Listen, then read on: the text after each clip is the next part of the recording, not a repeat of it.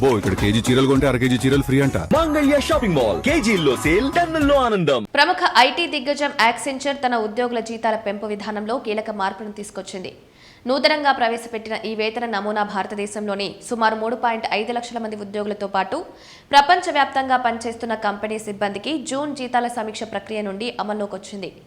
ఈ కొత్త విధానం ప్రకారం ఒక ఉద్యోగికి ఆమోదించబడిన మొత్తం జీతం పెంపులో కేవలం 50% మాత్రమే వారి శాశ్వత మూల వేతనానికి జోడించడం జరుగుతుంది. మిగిలిన 50% మొత్తాన్ని జూన్ నెలలో ఒకేసారి ఏకమొత్తంగా నగదు రూపంలో విడిగా చెల్లిస్తారు.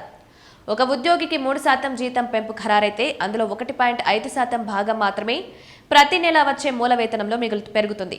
మిగిలిన 1.5% మొత్తాన్ని జూన్లో ఒకే విడతలో నగదుగా పొందుతారు. అయితే పదోన్నతి పొందిన ఉద్యోగులకు లభించే పెంపును మాత్రం 100% వారి మూల వేతనానికే యాడ్ చేస్తారని కంపెనీ తెలిపింది. జూన్లో ఇచ్చే ఈ ఏక మొత్తం నగదు చెల్లింపుకు ప్రతి ఏటా డిసెంబర్లో నిర్వహించే వార్షిక బోనస్ సైకిల్తో ఎలాంటి సంబంధం ఉండదని స్పష్టం చేసింది.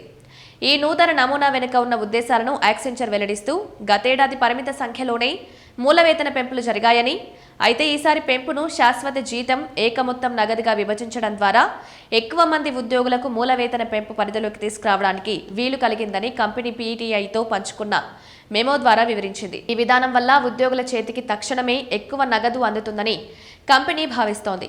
వేతన చెల్లింపు పద్ధతి మారినప్పటికీ అప్రైజల్ నిర్ణయాలు మాత్రం ఉద్యోగుల నైపుణ్యాలు, పనితీరు, ప్రాజెక్టు ప్రభావం, ప్రవర్తన ఆధారంగానే కొనసాగుతాయి. కాగా ఈ నిర్ణయంపై ఉద్యోగుల నుంచి మిశ్రమ స్పందనలు వస్తున్నాయి.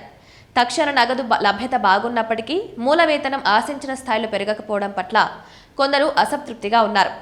ఈ ఒకేసారి చెల్లించే మొత్తంపై పన్నులు ఏ విధంగా వర్తిస్తాయి, ఈ విధానం కేవలం ఈ ఏడాదికే పరిమితమా లేక భవిష్యత్తులోనూ కొనసాగుతుందా అనే అంశాలపై ఉద్యోగులు స్పష్టత కోరుతున్నారు. గ్లోబల్ ఐటీ రంగంలో వ్యయ నిర్వహణ ప్రధానంగా మారిన తరుణంలో శాశ్వత ఆర్థిక భారాన్ని తగ్గించుకోవడానికి కంపెనీలు ఇటువంటి వినూత్న మార్గాలను ఎంచుకుంటున్నాయని విశ్లేషకులు భావిస్తున్నారు.